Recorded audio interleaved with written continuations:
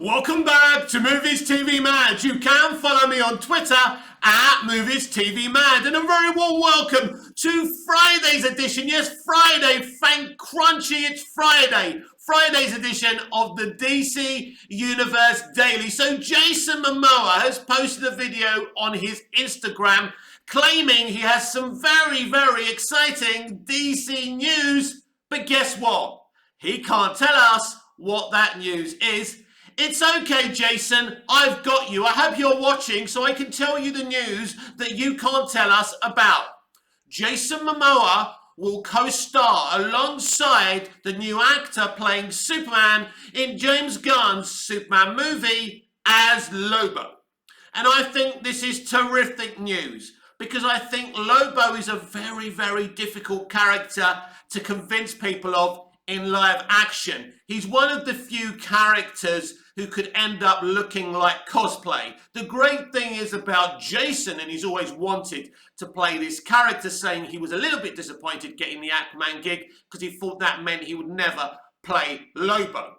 I'm a traditionalist in certain aspects, but in terms of Jason's casting, I think he's been a great Aquaman. And, for the people celebrating potentially that he won't be playing Aquaman anymore and we'll get a traditional Aquaman, be careful what you wish for. You might just get it. How do you know we won't get an African-American Aquaman? You don't know what these people are capable of, do you, in Hollywood today? It's not about the talent. It's about, people seeing themselves on the screen, as they keep on saying. So we don't know. So we could get someone dramatically different and not traditional as Aquaman. But if you're removing Momoa as Aquaman, you better be giving us a traditional Aquaman or leave us with Jason Momoa. So you do need someone who looks like Lobo. And Jason already looks like Lobo. Imagine when he's made up and he's wearing the costume. Now, in the Superman prequel show, Krypton, we had an actor, a British actor, who was a very big deal in Hollyoaks. Hollyoaks fans who will know this guy. He played Lobo. He did great. He did the best that he could possibly do. But he just looked like a guy at San Diego Comic-Con wearing cosplay. Wasn't his fault. Wasn't the show's fault. It just didn't feel like Lobo. Now, credit to them for giving us Lobo. Because I think it's outrageous that we've never had, apart from on Krypton, a Lobo in a Superman movie. Because in the comics, he's been a part of Superman's story quite a few times. Lobo is a great fucking character. Now, I don't see Lobo as a villain. I see Lobo as an anti-hero. So he's a very interesting character who does cross paths and swords in the comics with Superman. Lobo is a really fun character. And these are the positive elements of having James Gunn running DC films, TV, gaming, and animation. Because he's going to inject that fun into it. Fun doesn't mean bright colours or smiles, like some Snyderverse fans would have you believe. And they keep on saying we're just going to get the MCU. Maybe we are, maybe we're not.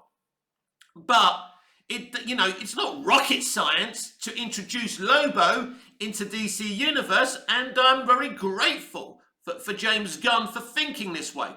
As a DC fan, I want to see an awesome, epic, fun Lobo in the DC live-action universe. So I'm very excited about this. So even though Jason Momoa has teased this and said he can't say anything yet, you can take it to the bank. Jason Momoa will be in that Superman film as Lobo. So really looking forward to seeing him as Lobo. Even more excited as a hardcore Superman fan that we're getting a Superman film written by James Gunn, because I think that, look, I've critiqued lots of elements of Gunn recently. I'm one of those people. I love Zack Snyder, but I critique him. I'm not just someone who kisses your backside and gets my tongue up the cracks.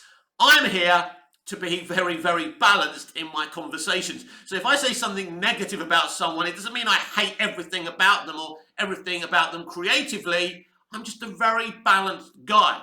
And if you're going to follow this platform, you have to understand that. So let's look at Jason Momoa's future then as Aquaman. I have pre-warned you on multiple occasions that James Gunn is going down the multiverse strategy route. Now, it could be that Jason remains as Aquaman while playing Lobo as well. This is the very element of the multiverse, and that, my friends, would be a lot of fun. I'm thinking that James Gunn has created a very clever situation here where he can replace Momoa as Aquaman, but doesn't get this kind of, oh, you've literally sacked an indigenous actor as Aquaman. You know how the shit happened when Zaslav shelved Batgirl? You know, you've fired a woman of colour as Batgirl. It doesn't come across very compassionate and very inclusive, does it? So James Gunn, if he has decided to replace Momoa as Aquaman, then he obviously had to think outside the box. But it doesn't hurt anything to say, hey, Jason, you're not playing Aquaman anymore, but guess what? Guess what? You get to play Lobo. Oh my God, James, oh my God, boss, this is amazing. Because it is amazing. Nobody should actually hate this, but we're not one of those channels here. You can hate whatever you want, right? As long as you're constructive about your hatred and your dislike. You don't have to like this idea, but I think if you're a hardcore DC fan and you've never really seen Lobo in live action apart from Krypton, which wasn't great, right? Krypton did a great Doomsday, by the way. Brilliant Doomsday. Best live action Doomsday I've ever seen. They didn't really do much with him, but he looked great. So this is great. So either Momoa continues to play Aquaman as well as Lobo. And listen, I know Momoa said he can't say anything, but I can. He's playing Lobo in the next Superman movie. I expect James Gunn to make this part of his very soon-to-be DC Universe announcement. I quote tweeted him this morning saying, just tell us, man. Just tell us. We need to know what's going on because I'm excited.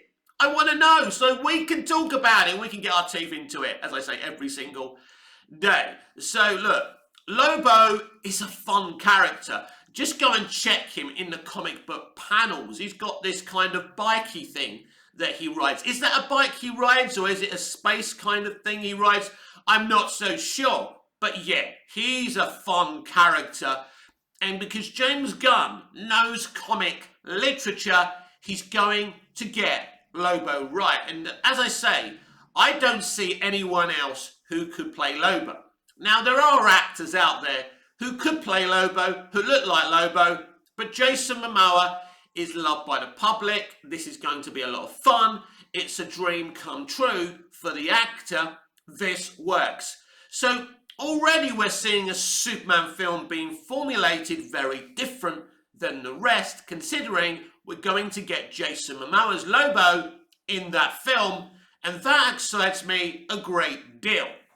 Because Superman has a huge list of supporting characters. People just think of Lois Lane, Perry White, Jimmy Olsen, who are great, but he has got these characters like Lobo, who have been his supporting part for many years in graphic novels, you know, Lex Luthor. But, you know, Lobo hasn't been used in the movie before. I mean, I'm stunned. I'm stunned that no one thought, hey, Lobo would be cool. I don't know. Smallville never had Lobo. That shocks me because literally Smallville literally added every cameo of every character ever to appear in a Superman comic. Mostly. Smallville did a lot. Not just with Superman comics, with DC comics in general. The achievements were vast and huge on Smallville. Maybe they weren't allowed to have Lobo. I mean, how do you do Lobo on Smallville? That would be fucking insane, right? I would have loved to seen it. But lots of people are saying, oh, well, the Black Adam movie flopped. Why would a Lobo film be more popular? Because they're not making a Lobo movie initially, smart asses. He will cameo in the Superman movie. He either plays a big part or a small part. He will cameo in other DC movies. In fact, Jason Momoa's Lobo could be that character that cameos in most things. The movies, the streaming shows, the gaming, the animation, This could be a character you see a lot, but not necessarily in his own movies, but this could be the Captain Jack Harkness effect. If you're a fan of Doctor Who, you'll understand who Captain Jack, aka John Barrowman, is. He came into the first season of the Doctor Who revival and was in 5 back-to-back episodes. A year later, he was in his own spin-off show called Torchwood. Torchwood spanned another 3 seasons after its first. So he was a very popular supporting character. So, you know, if Lobo cameos a few times and becomes so ultra popular, he could be in his own movie eventually, but not straight off the bat. It's like Black Adam. If they were actually faithful with the source material and actually had him in the first Shazam and the second Shazam, and even if there is a third Shazam in that one, and then if The Rock was popular enough, then he could have been in his own movie. But The Rock wasn't interested in sharing the screen with anyone else but The Rock. It's all about ego with this guy. Now, don't get me wrong, even though The Rock's Black Adam flopped, I kind of like the film. I mean, look, it's edited really badly. You can tell there's lots cut out from the movie. The VFX is stunning, and it's a solid good time at the movies. But people weren't interested because you have to introduce these supporting characters. Because don't forget, characters like Lobo, characters like Black Adam have always played little bit parts in the comics. And, you know, you can't just throw them in there. And people are going to throw the Iron Man thing at me. You know, Iron Man wasn't a big character, but Iron Man has always been his own character.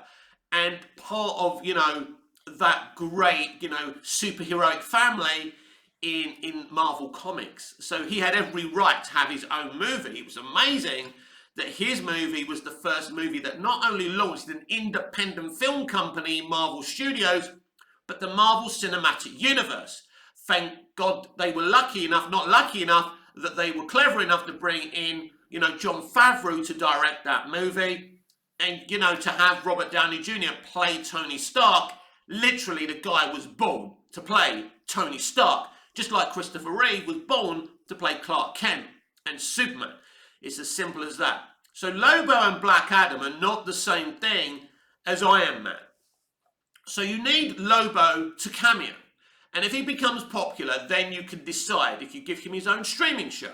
But there's a problem with characters like Lobo and Black Adam.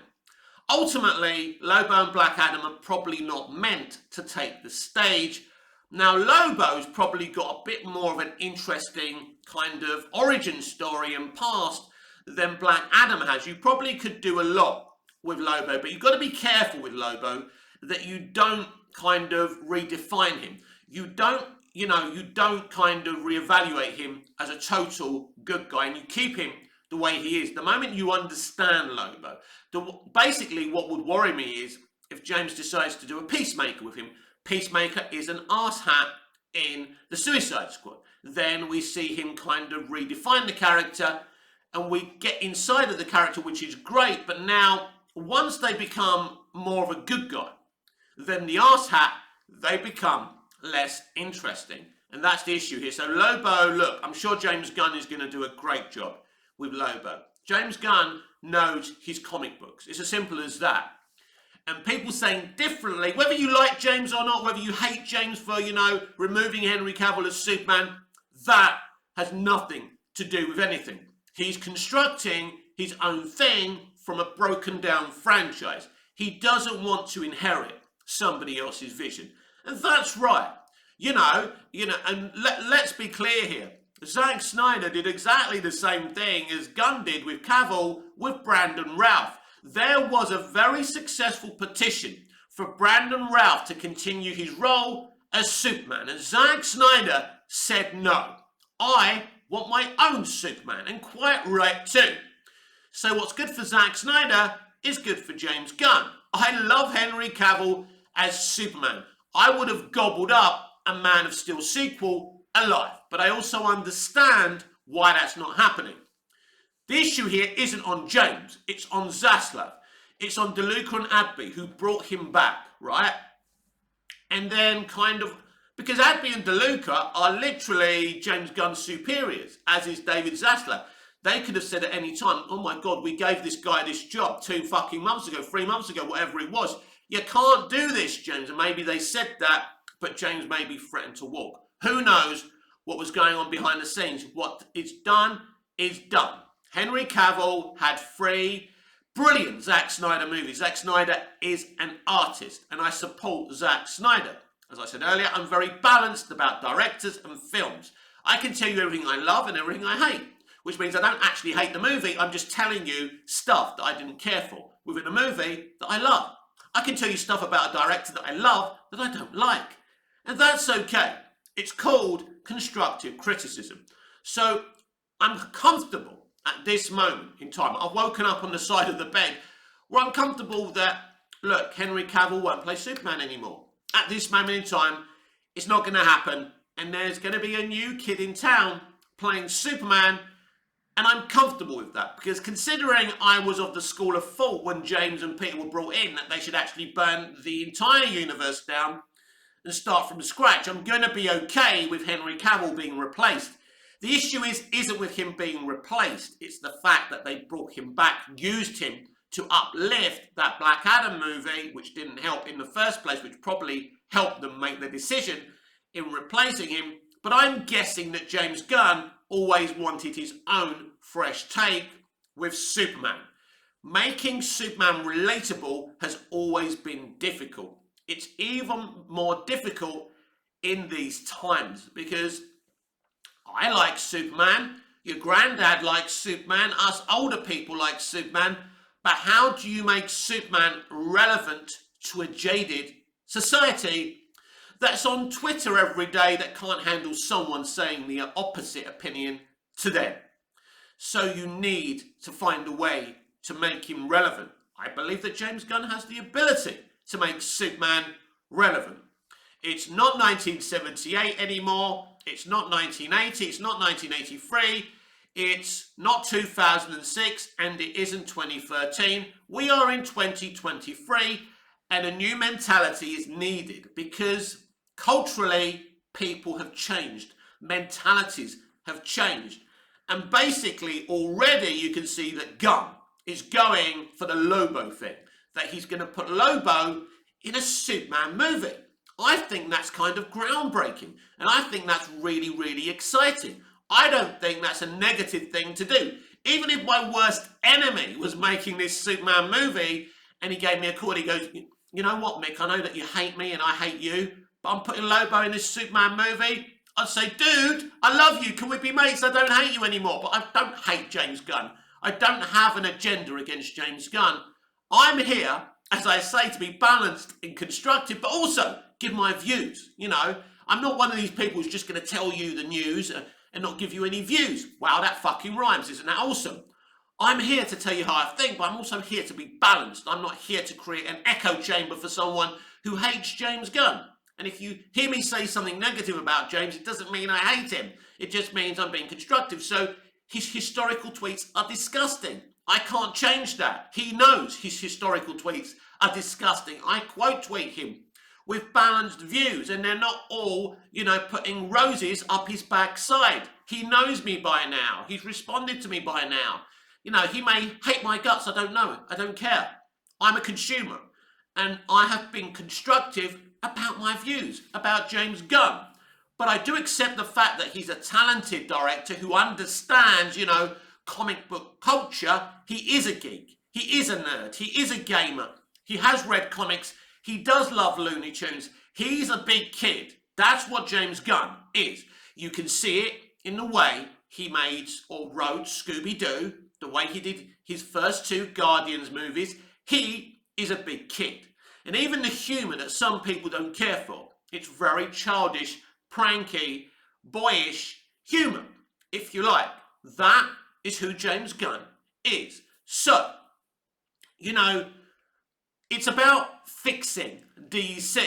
You know, there's been this failure for DC to succeed as a franchise. You know, we've spoken about it many times on this channel. There's been many, many great DC movies. I think, look, my view is this. Superman, the movie, is a great movie. Superman 2 is a great movie. Superman 3 is an enjoyable movie. Superman 4 is a terribly made movie, but enjoyable in places. Superman Returns was a really great effort at a Superman movie. It wasn't what people wanted. The costume wasn't great, for example, but there were some very good things about that movie. I love Man of Steel, but have criticised the next snapping moment and blaming that for the failure for that film to reach $1 billion.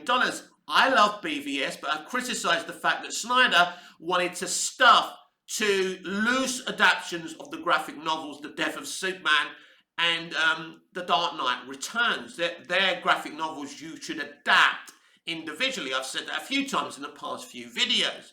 I love Zack Snyder's Justice League. I love Aquaman. I love a lot of DC movies that I think are major achievements. Yes, I think that Wonder Woman and Aquaman are probably, and Man of Steel, are three of the best modern day kind of solo superhero movies. Great job. But I can also criticise those films, but I also love them. I mean, Aquaman is a stunningly looking movie and it's very emotional as well. I have a lot of time for James Wan and that Aquaman movie, and I think Aquaman and the Lost Kingdom will be equally as great. And I can't wait to see this road bro movie, you know, this kind of movie between Orm and Arthur Curry. It's going to be a lot of fun. So there's a lot I love in DC, but they've never created that thing that Marvel have done.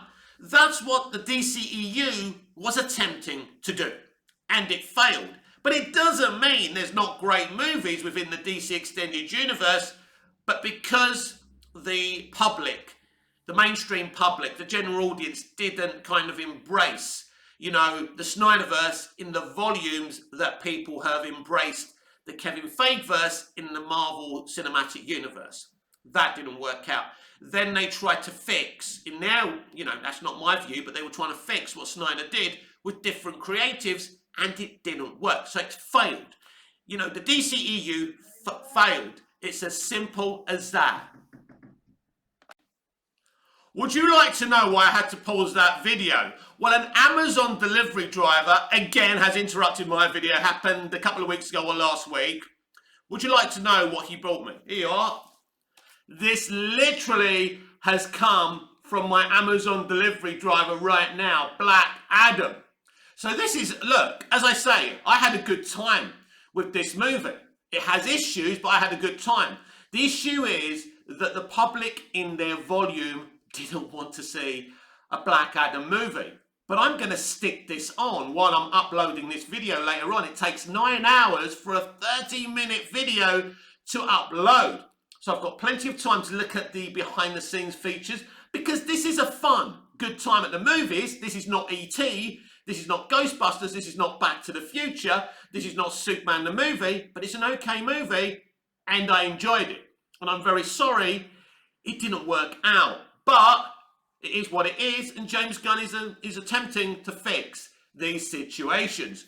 So it got 4 stars, by the way. So that's interesting. Someone gave it 4 stars there. But you saw my non-spoiler review. I never got round, couldn't be bothered in the end really to do... Did I do a spoiler review? Maybe I did in the end. I can't remember. It was a long time ago. When it comes to DC Universe, we're going to be taking deeper dives into these movies. And this year's movies, we're going to take deeper dives into these movies. Don't you worry about that. So that's very exciting. So, you know, the DCEU has failed as a collective franchise. But there's some really great movies that I can say, wow, these are great movies. I will never forget these movies. You know, so I think, you know, to have a 4-hour Justice League movie is amazing. And it's amazing. And it's unique, right? So, and that's good. And that's okay. But as a company, you've got to want to make money. You know, the Snyderverse didn't make the money they wanted. Then they just didn't do it consistently. Aquaman did well, the Joker did well. They haven't done it consistently. So this guy, James Gunn's come in to make them, make them lots of money so they can sell merch, so they can make over $1 billion a picture, so they can get lots of subs from their DC streaming TV shows and animation and really create a big buzz with their gaming, because DC games, we've had some great DC games, some not so good DC games, but it hasn't really, they haven't really taken advantage of the IP in gaming. I mean, animation, we spoke about Bruce Timm's wonderful achievements in animation. Animation is probably the most successful thing the DC IP have ever done in kind of media, that type of media, if you like. The films, you've got some good ones, not so good ones, but the animation is the thing where they've really succeeded at. So I'm very interested to see what James does with the animation, because that's going to continue this one story connective franchise he's going to do. If you put all of that together, there's a potential to print money for fun. So this is why they're going that way. Now, some of you invested in the Snyderverse. Some of you may be invested insanely in the Hamadaverse. I don't know. But it's clear that elements of what we've seen, especially in the Hamadaverse, could stay, but he's going to clean this up. And the only way I can see him cleaning this up is creating another timeline, which is exactly what Walter Hamada is going to do. But anyway, we're going to find out very soon what James Gunn is planning at the least, because I hope he at least tells us the structure of this DC universe he's going to be working within. But yeah, I think it's very exciting that Jason Momoa will be playing Lobo in the next Superman movie. And when I shut my eyes and I imagine a Superman movie with Lobo in it, that excites me in a big way, because I do want to see these things. I do want to see characters we haven't seen before in these DC movies. And I think, the kind of things I was discussing yesterday when we were talking about Bruce Timm's achievements in DC animation, we've seen characters and we've seen adaptations that we've never seen in live action. And everyone, that is a crime. We have been underserved in DC live action. We've had a lot of great things in our time, but I still think we've been underserved. The Marvel fans have been given so much more. Don't underestimate Phase, because Phase 4 wasn't as strong as the previous 3 phases, because I believe Phase 5 and 6 will be back on song. I mean, look what he's doing with Kang, and look at the actor he's cast as Kang. Even as a non-DC stan, I'm very excited to consume what happens in Phase 5 and Phase 6. But, back to DC. I'm at least going to give James Gunn a chance. I'm not one of those, let's just trust James Gunn people. I want to see what he's going to do. I want to consume what he's going to do before I judge it, and I will be, as I say, balanced and constructive with my views. If I hate something he announces, I'm going to tell you I hate it. But if I watch it and I think, do you know what? I was wrong. Mick was wrong, and it's okay to be wrong. I saw it, and I was actually wrong about that being a bad decision. We'll have to wait and see. As I've said many times, when you cook a meal, if someone cooks you a meal, you don't look at it and go, ugh. You've got to taste it. If you don't taste it, you'll never know if it's any good or not. You can't just judge something without tasting what it is. And it's the same thing here with James Gunn. But it's a very difficult balance in terms of something like this, because they're not a charity. They want to make as much money as possible. So they're not going to continue what's been going on in the past, because they don't feel there's an audience there. And they don't want to continue on this toxic kind of narrative as well. They want to do something that is as kind of like the MCU, where people hear about it and get excited. The excitement of Hugh Jackman and Ryan Reynolds being in kind of a Deadpool road movie, if you like. It's very exciting for the fans. This is the kind of the feel-good factor they want to bring to DC. Now, people will argue, oh, it's just going to be like Marvel. Well, that element will be like Marvel, because this is how you make money. You make money by exciting people. Just like people were excited with the first Avengers film. Think about how much your heart broke when you went to the cinema and saw Justice League. And the betrayal of Zack Snyder, the betrayal of you and me as audience members. They didn't betray the Avengers and Marvel fans when they went to see Avengers. Avengers is a great fucking movie. a moment of pride for people like Stan Lee and all the people who worked in Marvel Comics, right? My knowledge of Marvel Comics isn't as vast as it is with DC, because I'm a DC stan, I'm a big fan, right? But I understand what's been done with Marvel, especially in the early days, is very successful, and we want that kind of culture around DC Universe, and this is what James Gunn will give us. And it's sad if you're a Snyder fan that you won't get, and Zack's arc finished. That's sad. I think it's a tragedy. There's lots of situations that are sad. What we were going to get with the kind of multiverse strategy in War Armada. It was kind of exciting. We may not get that vision now. We could get a different multiverse vision now. Who knows? There's a lot of sad situations. There's been a lot of stop and starts with the DCEU. But now we've got someone who understands the culture of fans that you need to embrace to make a franchise successful. It is sad that we live in an era where it's more about the franchise than the individual movie. But you know what? I'm 50 years old. I embrace stuff from the 80s and the 90s and the early noughties. Things were different. This is a new normal. And you've got to embrace what the youth want. And what people today want is a great, successful franchise. And if that's what the people want and demand, that's what you give them. This has been Friday's edition of the DC Universe Daily with me, Mick, your host with the most. Just ask your girlfriends and your wives. Please like, share, comment, subscribe, hit the notification bell so you never miss this beautiful perfection. And I'll see you again in the next video. Until I see you again, goodbye, au revoir, auf Wiedersehen.